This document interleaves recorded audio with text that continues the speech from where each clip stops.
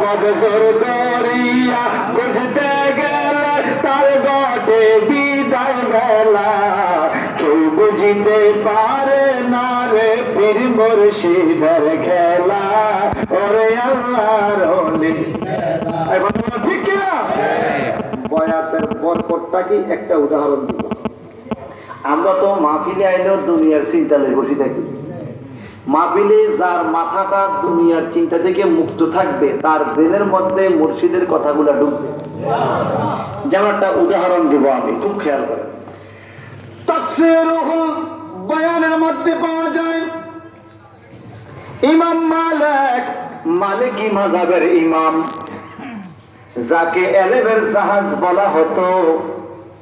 Medina মনোহরায় জান্নাতুল বাকিতে যার মাজার শরীফ সুবহানাল্লাহ বহুবার আল্লাহ জিয়ারত করার নসিব দিয়েছে ইমাম মালিকের জিয়ারত সুবহানাল্লাহ